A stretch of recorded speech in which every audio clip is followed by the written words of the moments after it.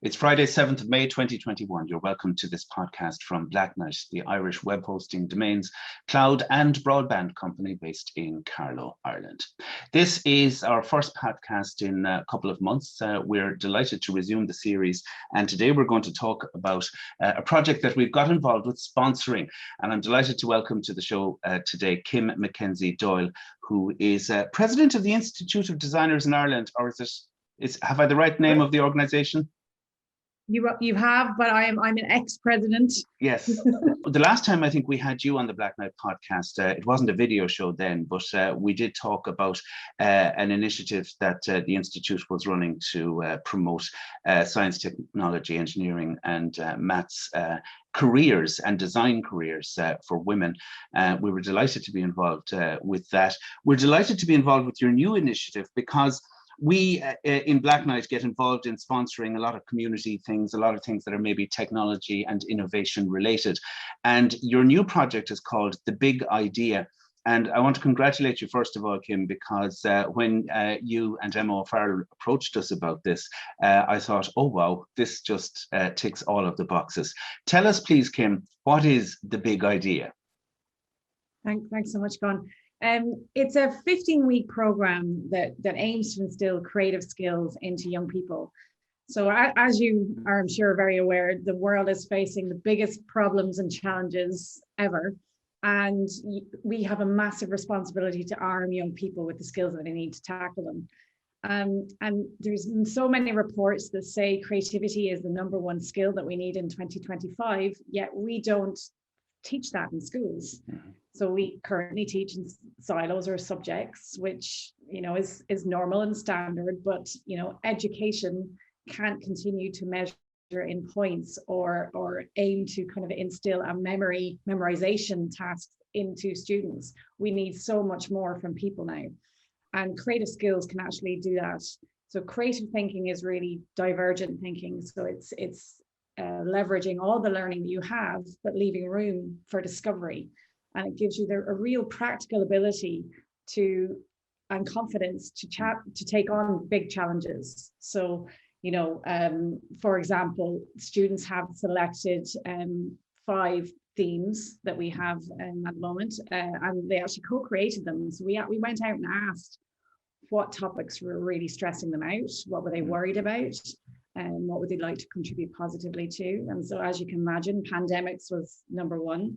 Racism, housing crisis, aging population, and health and well-being were all issues that they really, really wanted to work on. Mm-hmm. So we've given them we developed briefs and we're giving them the tools to actually work towards a solution for each one of those themes. It's you're bringing the experience, like you said, there's a big disconnect between the siloed academic world that we've traditionally had, and it's important, of course, to do well academically, but that's been our traditional educational system. But when you get into the working world, Kim, and especially in the world of innovation and design that you and others involved in the project operate in, there are new skills, and there's a special glue needed to tie all that academics together and put it into practical use. And what I like about this is that this is a transition year program. And in many ways, as a parent of kids going through transition year myself, I know this is what we're told. This is what transition year is for. Your program seems tailor-made for that. Did you get a positive response when you presented it to schools? Oh, it was fantastic. And it was really great. We actually approached a local school, Presentation de la Salle first. And as soon as we got in front of them, they were like, yes, absolutely, this is exactly what our students need. So it was fantastic. And then again, I think there's a little bit of fear of missing out. Once we had that first school, it was really easy to get the other schools on board. So we're really excited to work with local schools in Carlow. They've just been fantastic. And we have had a little sneaky peek at some of their projects. And so we're really excited to see them, because they're actually submitting next week. So, you know, this and TY, as you said, is a really great opportunity for students to kind of explore potential careers or directions that they may want to go in.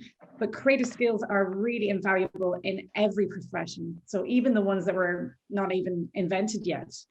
So I think 65% of school children entering school now are going to have a job that doesn't exist. So we need to be able to teach them the skills that they're going to need for those jobs, and creative skills are it really. It's such a valuable life skill, and creativity can be taught. It's not a talent. We're all essentially creative, and it's just about keeping that creative mindset open. As you say, the students will be submitting their projects next week. Then on the 21st of May, you're holding a showcase and a virtual awards ceremony event. But can you take us back, Kim, to the start of this, or let's say the program, as I understand it, started back in January. You got the schools on board. What have you been doing with them over the last 5 months? So we launched in a level 5 pandemic, and creativity loves a challenge. So it was fantastic. So if it works, then it will work anytime. But so from basically every week, we interview a creative leader, and we concentrate on a creative tool every week. So for example, we interviewed Lorna Ross, who is a Chief Innovation Officer in VHI, about wicked problems, how she approaches them in a workplace scenario. And then she shares those kind of innovative methodologies that she uses. We break that down so that students can practically apply those skills directly on their projects. So, they're learning directly from industry leaders, which is just fantastic. And we've also, halfway through the program, we've developed a platform where about 101 mentors from around the country can actually guide and support students with their ideas. So that happened a couple of weeks ago, and it was a real pivot for some of the students, because they're like, okay, maybe I should look at it from this perspective. So this is kind of a fantastic time in the project where they've taken all of that learning and applied it, and now they're kind of finalizing their projects for the submission next week. How have you gone about recruiting the mentors, Kim? What kind of people are involved? Oh, we have the who's who of the creative sector, everybody from Dermot Bannon. We have Lara Hanlon as well from IBM, who's actually an expat. She's based in New York. So we even had interest from Irish expats all across the world that wanted to get involved, because they really felt that need, that students had to have this additional skill to really succeed. So we actually have a waiting list of mentors for next year, which is phenomenal. So there's a desire for other people to get involved, to support, this next generation of creative innovators. And we have aligned mentors with each theme. So each project, the housing crisis is a spaces and places project. We have a number of architects and interior architects who are supporting the students with that kind of expertise. And again, for the aging population, it's an ICT UX project. So we have people like Nikita Chong, who's, I'm going to get her title wrong now, so forgive me, Nikita. She's a development manager in Shutterstock. So she manages a technical team and giving these students that kind of expertise into how to develop out this programs, apps, solutions that they're coming up with. So it's super exciting. It strikes me, obviously, you've got an advantage when you're doing a project like this, that you can source the best experts in the world, obviously, to mentor and help the kids on their projects. You can deliver them right into the classroom with video conferencing and that kind of technology. So I have to ask you, was this conceived as a pandemic project, as a socially distant project, or did you adapt the plan in response to that? Were you thinking about this beforehand, and were you thinking about actually physically walking into classrooms, or was it always going to be virtual? We had actually planned to hold in-person workshops to kick off the program, and it obviously COVID kicked that out of the scenario. So we ended up recording a workshop that teachers could use, because obviously their schedules went haywire. So we wanted to be as flexible and supportive for them. That's right, because at the start of the program, the kids weren't even in the classrooms. They were remote learning after Christmas. Yeah. Absolutely. Yeah, the students have had a very challenging year. So the fact that they've engaged with such, challenges at home, and then obviously in the classroom and working in different formats as we had originally intended, is a real credit to them and their I think ability to kind of just change and adapt. So again, they're kind of taking those creative principles with them, how they're working with the program. But we've it's got to force us to almost reframe the program and given us the ability to actually reach more potentially next year, because we're going to go fully digital. Because we do, a real premise of the project is to be as inclusive as possible. We provide all the equipment the students need for the program. We aim for all learning abilities. So I'm a physical learner. So we designed a lot of program material for kinesthetic learners, for audio, visual, written learners, all the types, because that's what a lot of different people are. And, I'm actually a verbal processor as well. So I help to break things down, to have a chat. So I do talk to myself from time to time. and all the best people do. I know. And we encourage students kind of collaboratively work together and talk things out, and things come from that, and projects develop. So we it's a very practical, hands-on project format that is kind of a catch-all. So it's working really well. You mentioned that you've got a waiting list of mentors hoping to join the program next year. You've also got a waiting list of schools, as I understand. This is phase 1 this year, and you're operating in 3 counties, in Clare, Limerick, and in Carlow, where, of course, you're based and where Blacknight is based as well, Kim. But you have plans to go bigger. Tell us a bit about that. You're going to go nationwide. Absolutely. We were blown away by the response, and with very little promotion, actually. So through kind of word of mouth, and I think it's very Irish, who knows who talks to who.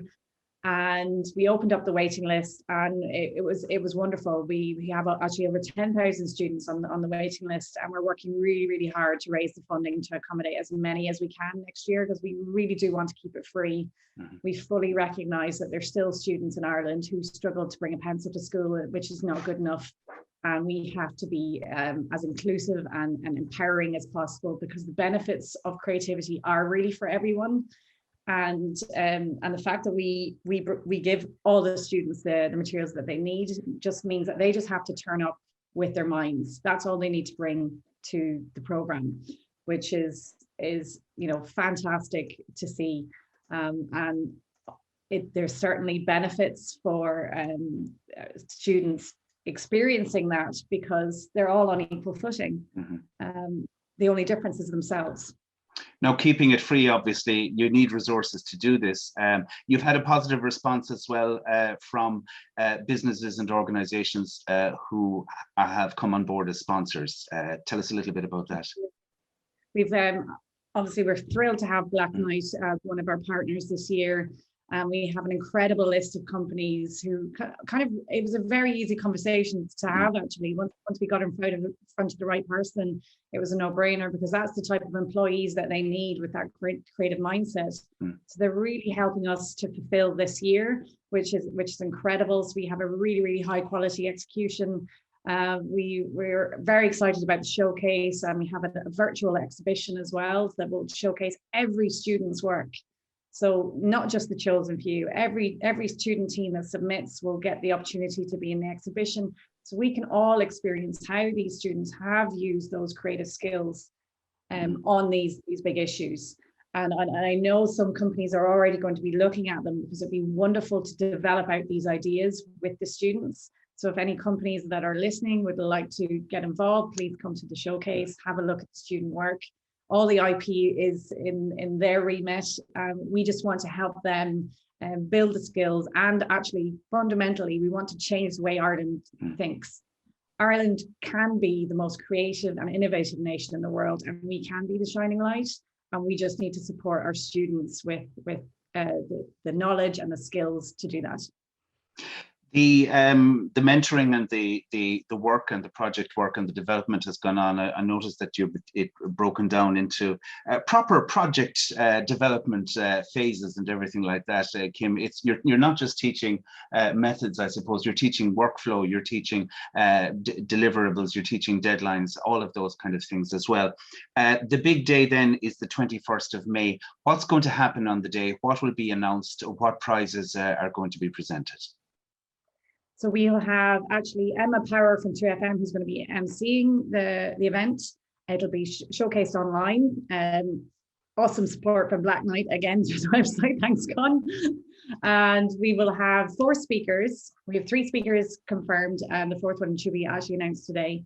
So we have Lara Hamlin from IBM, who's going to be talking about, what's Lara going to be talking about again? Lara is going to be talking about divergent thinking. We have David Pollard, who is going to be talking about problem solving. And we have Davy Fitzgerald, who's going to be talking about resilience. So they're all aspects of the creative mindset. Then we announce the winners. So we announce each category winner, and then we announce the big idea winner from those category winners. And they win €1,000 and 4 brand new laptops, very kindly donated by Carlow IT. And then we also hope to have a surprise for them, but that's to be decided.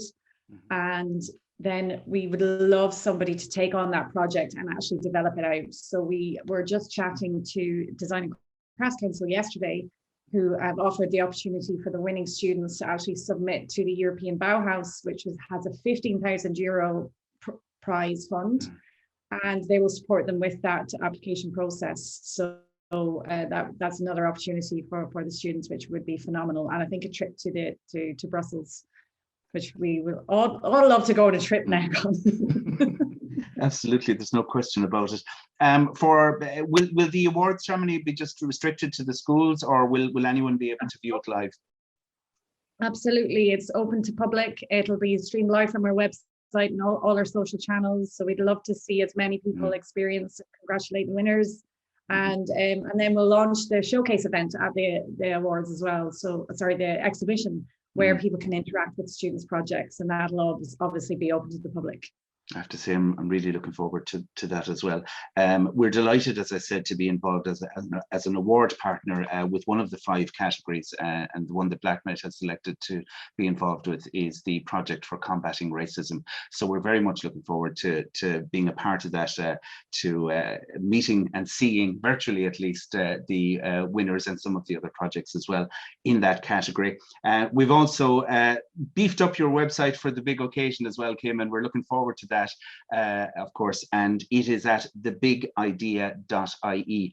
And I suppose that's where people can go to find out more. That's where schools and parents and teachers and kids can go to research or to learn about thebigidea.ie, and I suppose to sign up for next year and subsequent years as well. You're hoping, obviously, to be a much bigger event next year and cover the country as a whole as soon as possible. Absolutely, and I think it's imperative that every student in Ireland gets these skills and learns these skills. I think Ireland will be a better society for it. So we're working hard to do that. Kim, I'm not going to keep you. You're obviously very busy, and so indeed are we as well. It's great to see the country starting to open up, and maybe we'll be able to do more physical type of events and meet in person at things in the future. But it's also great to see how much people are using the technology. Thanks very much indeed for talking to us. Thanks so much, Con. Really appreciate it. That is Kim Mackenzie-Doyle. She's the originator of the Big Idea project for transition year students in Irish schools. And you can find out more about it, as we said, at thebigidea.ie. We're thrilled to be involved. And the main reason, as I've often said again and again on this podcast, we do internet infrastructure, we do racks and servers and networks and fiber and things like that. And that's exciting for some people. But what we find most people are interested in is the interesting and exciting and creative things that people do. So we will continue to try and bring you more creative, innovative and exciting stories as well. That's the Blacknight podcast for this week. I want to mention a word about the Lock-In podcast, which is, and I should say was, our pandemic project. As the country begins to open up, we're going to park the Lock-In for a while, but there are 37 episodes online, and if you want to go and view them, you can. We've met some very creative and some very innovative people along the way over the past year or so. It's at thelockin.ie. blacknight.ie. And please God, hopefully we won't have to bring it back again if the reopening and everything goes according to plan, but we're going to leave that there for now. The lock-in podcast is there at that address.